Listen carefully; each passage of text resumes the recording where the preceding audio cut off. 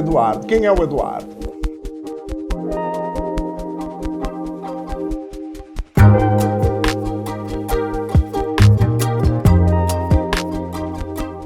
Meu nome primeiro completo é Eduardo Martins Linhares. Eu sou filho da dona Sônia Regina de Moraes Martins e do seu Mário Gustavo de Oliveira Linhares. Sou natural de Santana do Livramento, Rio Grande do Sul, aonde eu nasci e me criei, aonde eu desenvolvi os primeiros sonhos da minha vida. O primeiro, como todo bom brasileiro, é ser jogador de futebol. O segundo sonho do jovem é ser militar, né? Se tornar aquele homem exemplo para a comunidade. E dentro do exército foi aonde eu me dediquei o que eu pude naquele curto período ali de recruta para soldado antigo, com aquele sonho da carreira, e defender a honra de ser um cidadão brasileiro, vestir o verde oliva. Aí a realidade começou. Vou procurar emprego. Beleza, vou procurar emprego. Agora você imagina procurar emprego há 18 anos atrás, numa cidade de fronteira seca, aonde o desemprego era, acho que maior do que 60%. Porque como a fronteira é seca, todo o povo vai e consome do Uruguai o produto barato e de qualidade. Então esse dinheiro fica no Uruguai. Esse dinheiro não volta para o Brasil. Então onde dificultava, creio eu, que era onde dificultava a circulação da moeda para poder trazer recursos para a prefeitura trabalhar, contratar, gerar emprego. É uma cidade que fica a 500 quilômetros de Porto Alegre.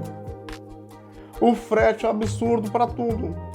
Se nós formos comparar hoje a realidade, tem épocas do ano que a gasolina aqui é R$1,50 mais barata que lá.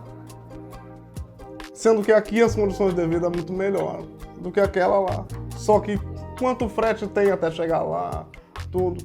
Então não tinha opção a não ser seguir a vida que o meu pai tinha e que a minha mãe tinha. Vergonha? Não, vergonha não. Porque aos 15 anos de idade, eu lembro que a minha mãe me deu uma barraquinha no espaço que tinha no camelô para me aprender a trabalhar. Então eu tive uma banquinha no camelô. Eu posso dizer que eu fui camelô também. Eu vendia brinquedos, vendia calculadoras e saía dali, ou melhor, ia para a escola de manhã, saía da escola meio-dia, ia para a casa de uma tia que preparava o almoço, almoçava, ia para a banquinha do camelô, abria a banquinha, trabalhava o dia todo. Toda a sexta-feira eu contava aquilo que tinha vendido e anotado para fazer o pedido para a próxima mercadoria da semana. É a própria minha mãe que viajava, que buscava e já trazia, tanto para ela quanto para mim. Não posso dizer que nunca tirei nada disso, porque eu comprei um rádio, toca CD, era luxo na época. E comprei uma motinho que não tinha marcha, era uma motinha uruguaia, muito utilizada na época na fronteira. Ela me levava para a escola, voltava, facilitava o meu transporte. No final de semana eu saía para dar aquela bandinha, né? Adolescente. Na época a gente não usava capacete, então passava de moto, era uma mão no guidão e a outra mão anunciando pros colegas. Era diversão. Juntava 20, 30 colegas, todo mundo com a mesma motoquinha. Eu sempre acreditei que eu não podia tirar tudo daquela banquinha de camelô. Eu podia tirar uma parte do lucro, mas eu tinha que comprar mais mercadoria. Eu tinha que buscar saber o que o cliente queria. E foi onde eu comecei já naquela época a ver isso. O meu pai era vendedor ambulante, até antes da separação dele com a minha mãe. Ele ia pra praia na época, que é passar a temporada, vender na temporada, dava dinheiro para o ano todo. Então meu pai vendia, cada época era uma coisa. Teve uma época que eu lembro que eu fui com ele, que ele vendia bolsa de praia. em algumas praias lá do Rio Grande do Sul, na época, como Cassino, que é a maior praia do Rio Grande do Sul, era a praia que a gente mais ia para passar a temporada de venda. O meu pai alugava uma casa, ia com a família, a gente ficava na casa, os filhos aproveitavam a praia e ele fazia as vendas. Além de pagar o aluguel da casa, de manter os passeios nossos, eu, como mais velho, ajudava ele. Não vou dizer para vocês que eu adorava ajudar, porque quando ele vê o vídeo ele vai dizer, é mentira, entendeu? Porque eu, na adolescência, tinha uma certa vergonha disso. Porque eu era o único de todos os meus amigos que não tinha pais com o status social, que eram apenas vendedores. Só que se não fosse essa essência do sangue, hoje eu não teria essa capacidade para ver o negócio da forma que eu vejo.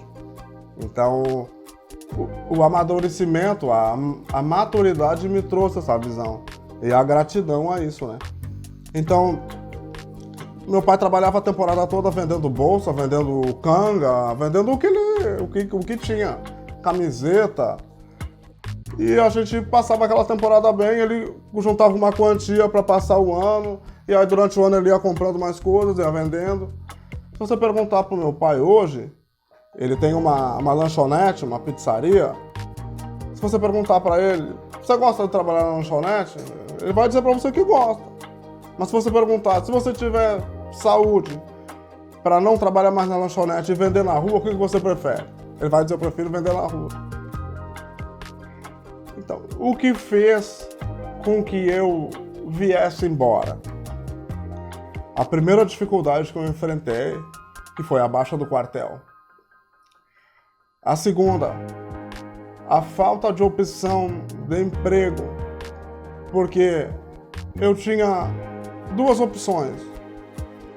Ou eu trabalhava vendendo na rua, né, de casa em casa, batendo, tal, oferecendo produto, mas que para mim já não dava essa condição toda, né, pela dificuldade que surgia naquele momento.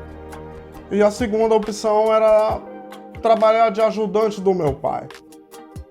Então a terceira opção, que era mais fácil para muitos, era permanecer morando na casa da minha avó, tendo a comidinha quentinha, acordando a hora que eu quisesse.